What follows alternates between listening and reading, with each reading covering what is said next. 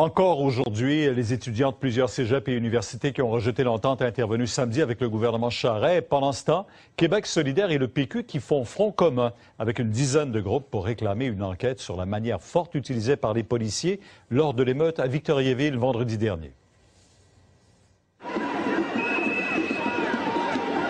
La Sûreté du Québec confirme qu'une trentaine de projectiles de caoutchouc et de plastique comme ceux-ci ont été utilisés lors de l'émeute de Victoriaville. 5 jours plus tard, levée de bouclier.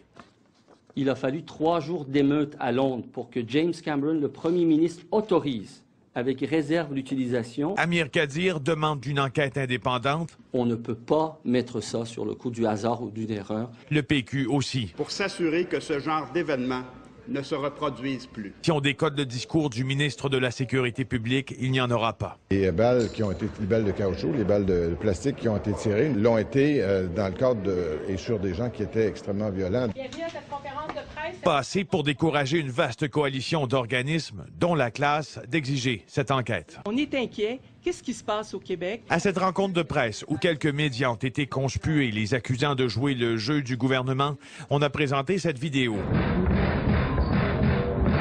où l'on voit les policiers pointer en direction d'un attroupement dont ferait partie Alexandre Allard.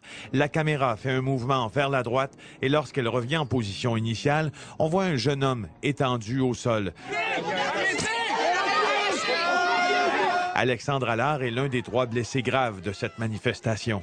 En aucun temps, la tête ou les organes vitaux ne sont visés par le tir des policiers de la Sûreté du Québec. 2 infirmières bénévoles affirment avoir dû déplacer des blessés en raison du refus des autorités de laisser passer les ambulances. Ces entraves à nos soins auraient pu être fatales. La SQ est présentement en mode enquête, en vue de la conférence de presse de demain.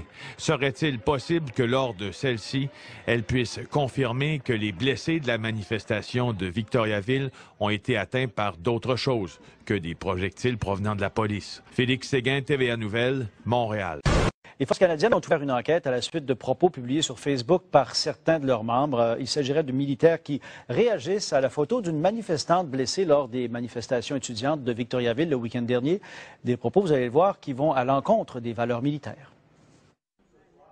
La photo de cette manifestante blessée à Victoriaville fait réagir près de 600 commentaires, mais certains qui peuvent faire sursauter. On peut entre autres lire « Est chanceuse, c'est juste une dent. Attendez que l'armée débarque avec nos 12 à balles de Robert.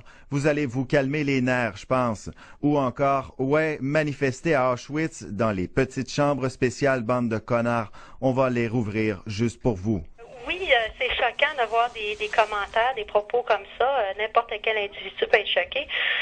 Puis, c'est sûr que les Forces canadiennes font une enquête sur ces propos-là. C'est un dossier qui est sérieux, qu'on considère sérieux, parce que le racisme n'a pas sa place du tout au sein des Forces canadiennes. Les Forces canadiennes n'endossent donc pas certains propos qu'auraient eu des militaires aussi punissables en vertu du Code criminel. Ils ont des propos violents envers la personne et l'association de cette personne-là, à faire de dire qu'on devrait utiliser des moyens plus violents contre eux. Et ça peut donner une incitation à la haine et à la violence contre un groupe particulier.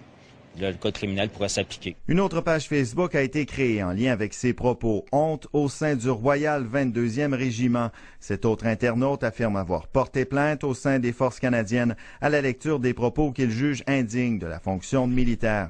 Les officiers d'affaires publiques font de la formation, puis dans le cadre de cette formation-là, on sensibilise les militaires sur les médias sociaux, sur comment faire des commentaires à propos aussi, des bons commentaires et non des commentaires haineux ou désobligeants.